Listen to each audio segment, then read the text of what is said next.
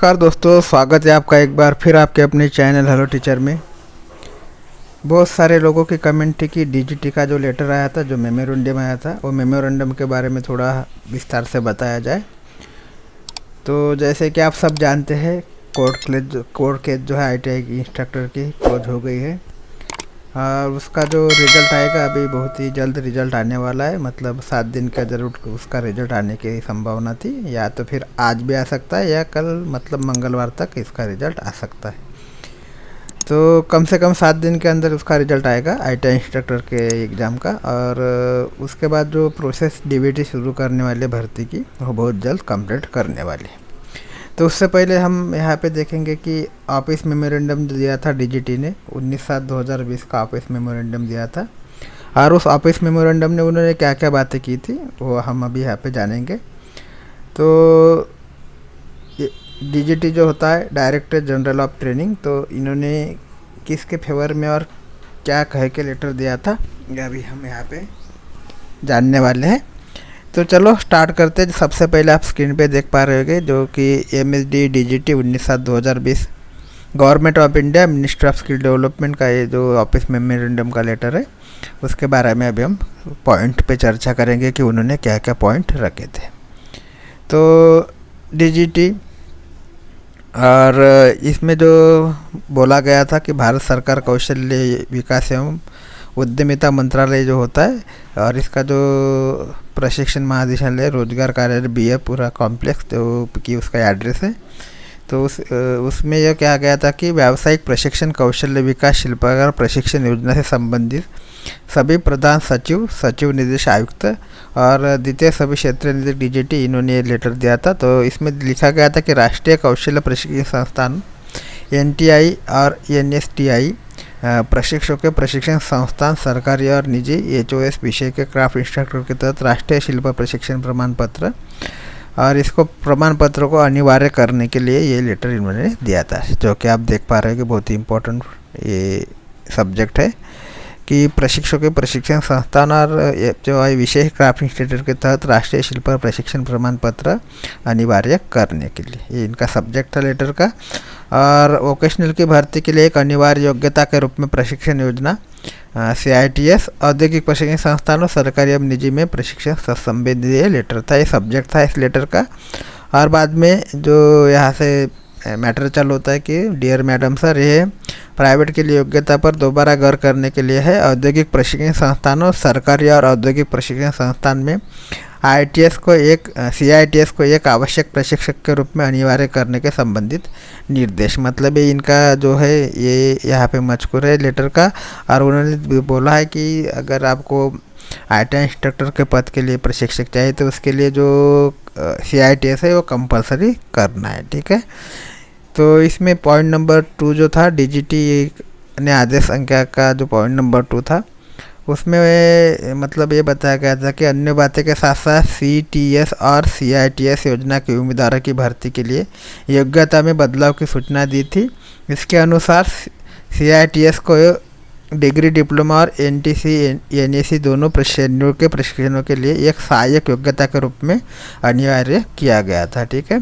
तो ये तब से राज्य सरकारों, केंद्र शासित प्रदेश और अन्य हितधारकों से कई ट्रेडों में CITS पाठ्यक्रम और CITS प्रशिक्षण उम्मीदवारों की अनुपलब्धता के संबंध में कभी आवेदन प्राप्त हुए थे, विशेष रूप से नए युग और उद्योग 4.0 से संबंधित ट्रेडों के लिए। तो इसका कहना यह कि है कि MSD 19/1/2001 और 2019 से दिनांक 9/1/2020 से मतलब जो कि है CITS कंपलसरी हो गया था ITI इंस्ट्रक्टर के पद के लिए। लेकिन बाद में ऐसा पाया गया कि बहुत सारे जो CITS ट्रेड है वो उपलब्ध नहीं है, इसलिए वहाँ की जगह जो है कैंडिडेट उपलब्ध न होने के कारण खाली रह जाती है। और ख़ास करके अभी जो इंडस्ट्री 4.0 है उसके तत्सम में कोई भी CITS का ट्रेड है नहीं, तो इसलिए इनकी जो जगह है वो डिप्लोमा डिग्री के माध्यम से भरी जाती है, ऐसा DVT ने कहा था।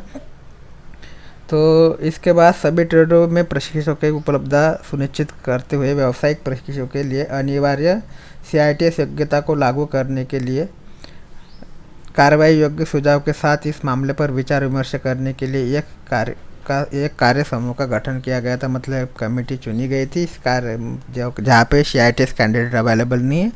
तो जहाँ CITS कैंडिडेट अवेलेबल नहीं है उस कंडीशन में हमें कौन से कैंडिडेट को प्राधान्य देना है और कौन से कैंडिडेट लेना है, इसके लिए विचार विमर्श करने के लिए समिति एक कमेटी का नियुक्ति की गई थी। उस कमेटी की नियुक्ति के जो अहवाल है उसके ऊपर हमें चर्चा करना था। तो ऐसा इनका कहना है। इसके बाद जो है कि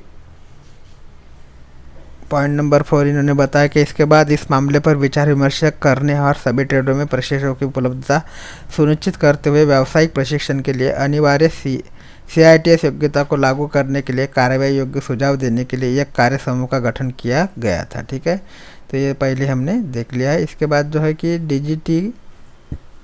DGT में कार्य समूह की सिफारिशों की जांच की गई और यह पाया गया कि उठाए गए अधिकांश मुद्दे कई ट्रेडों में CITS पाठ्यक्रमों CITS योग्य प्रशिक्षकों की अनुपलब्धता के कारण थे।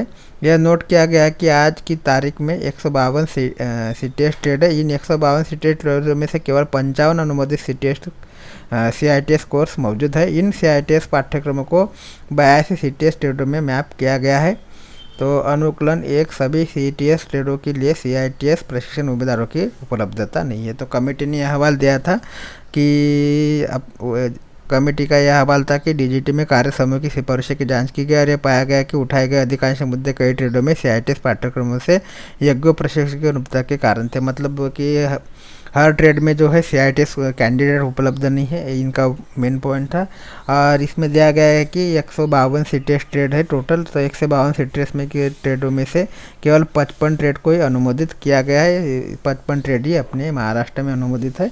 बचे कुछ जितने भी ट्रेड है उसके लिए CITS कैंडिडेट उपलब्ध नहीं होते हैं। ठीक है, इसलिए जो कि जगह भरनी होती है तो CITS कैंडिडेट के अनुपलब्धता के कारण जगह वो भरी नहीं जाती है, रिक्त हो जाती है। इसलिए जो बाकी के डिप्लोमा डिग्री कैंडिडेट है उनके लिए यहाँ पे सुविधा दी गई है, उनको एप्लीकेशन भरवाने की परमिशन दी गई थी। ठीक है, तो ऐसा इसमें पाया गया है। इसके बाद जो छठा पॉइंट है कि तरतुदनुसार सभी पहलुओं की गहन जांच के बाद नीचे दी गई शर्तों के साथ वोकेशनल इंस्ट्रक्टर की भर्ती के लिए जो राज्य UTS को निम्नलिखित दिशा निर्देश जारी किए जा रहे हैं। तो जो भी तरतूद अभी हमारे सामने आई है इस लेटर के माध्यम से और जिस कमेटी ने जो लेटर दिया उसके माध्यम से कुछ शर्तें रखी गई है। उस शर्तों को अगर पूरा करते हैं तो डिग्री और डिप्लोमा धारक जितने भी स्टूडेंट है, मतलब जिन्होंने नॉन CITS स्टूडेंट है, जितने भी नॉन CITS स्टूडेंट है, कुछ पात्रता उनको धारण करनी पड़ेगी। उसके बाद उनको जो नॉन CITS ट्रेड रहेंगे उसके लिए चयन किया जाएगा, ऐसा इनका कहना है। और इसके बाद जो है कि ऐसे मामले में जहाँ CITS पाठ्यक्रम की गैर मौजूदगी या किसी CITS योग्य उम्मीदवार से आवेदन प्राप्त न होने या किसी अन्य कारण से CITS योग्य उम्मीदवार उपलब्ध नहीं है, प्रासंगिक तकनीकी योग्यता वाले उम्मीदवारों को भर्ती की जा सकती है। तो इनका ऐसा मानना है कि अगर उस कंडीशन में किस कंडीशन में जहाँ CITS कैंडिडेट उपलब्ध नहीं है या CITS कैंडिडेट वो जो क्वालिफाई नहीं हो पा रहे, तो उस कंडीशन में जो नॉन CITS कैंडिडेट है डिप्लोमा डिग्री धारक वो अप्लाई कर सकते हैं। लेकिन वो अप्लाई करने के लिए वो उनको जो क्वालिफिकेशन पूरा करना पड़ेगा वो उन्होंने बताया कि क्या पूरा करना पड़ेगा। ठीक है, तो वो आगे देखेंगे कि उनको क्या क्वालिफिकेशन पूरा करना है जिस कंडीशन में CITS कैंडिडेट उपलब्ध नहीं होते हैं। तो इसमें दिया गया कि यदि किसी उम्मीदवार के पास प्रासंगिक स्ट्रीम में डिग्री डिप्लोमा के अलावा CITS योग्यता है तो ऐसे उम्मीदवार को CITS योग्यता नहीं रखने वाले डिग्री या डिप्लोमा वाले उम्मीदवारों की तुलना में प्राथमिकता दी जाएगी। इनका कहना है कि यदि किसी उम्मीदवार के पास स्ट्रीम में डिग्री भी है, डिग्री या डिप्लोमा दोनों में से कोई और उसके पास CITS की योग्यता भी है तो नॉन CITS के पहले उसको प्राथमिकता दी जाएंगी, मतलब उसको पहला प्राधान्य दिया जाएगा। इसके बाद उन्होंने बोला कि कोई भी चयनित उम्मीदवार जिससे CITS या किसी अन्य प्रकार का शिक्षा शास्त्र नहीं किया है, जो मतलब कोई भी चयनित उम्मीदवार जिसने CITS या किसी अन्य प्रकार का शिक्षा शास्त्र नहीं किया, मतलब CITS नहीं किया है या किसी अन्य प्रकार का जो कि टीचर के लिए अवेलेबल होता है, ITI इंस्ट्रक्टर के लिए जो भी मतलब पर्सनल कोर्स लगता है या कोई भी जो कि बहुत ही इंपॉर्टेंट कोर्स होता है वो नहीं किया है, तो नियुक्ति की तारीख से 1 वर्ष के भीतर शिक्षण शास्त्र प्रशिक्षण प्राप्त करना होगा। तो ऐसे कैंडिडेट का अगर चयन हो जाता है तो उसको जो आपकी ज्वाइनिंग डेट रहेंगे उसके 1 साल के अंदर जो होता है CITS प्रमाण पत्र प्राप्त करना होता है या CITS ट्रेनिंग जो है पूर्ण करनी पड़ेगी, ऐसा इसमें लिखा है। ठीक है। इसके बाद जो है हम देखेंगे कि यदि किसी उम्मीदवार डिग्री, डिप्लोमा और एनटीसी, एनईसी दोनों का चयन किया गया है, जिसके पास CITS पाठ्यक्रम वाले ट्रेडों के लिए CITS योग्यता नहीं है, तो ऐसे उम्मीदवार को नियुक्ति की तारीख से 3 साल के भीतर CITS प्रशिक्षण से गुजरना होगा। ठीक है। यदि किसी उम्मीदवार डिग्री, डिप्लोमा और एनसीटी का चयन किया गया है, जिसके पास CITS पाठ्यक्रम वाले ट्रेडों के लिए CITS योग्यता नहीं है, तो उसे क्या करना पड़ेगा, तो उसे 3 साल के भीतर इस प्रशिक्षण से गुजरना पड़ेगा। फिर अभ्यर्थी दोनों डिग्री और डिप्लोमा के लिए उस ट्रेड का चयन करे जिसके अभ्यर्थी CITS योग्यता वर्तमान में मौजूद नहीं है। तो डिग्री, डिप्लोमा और एनटीसी को जब भी DG द्वारा ऐसी CITS योग्यता विकसित की जाती है, तो RPL के तहत CITS प्रशिक्षण से गुजरना होगा।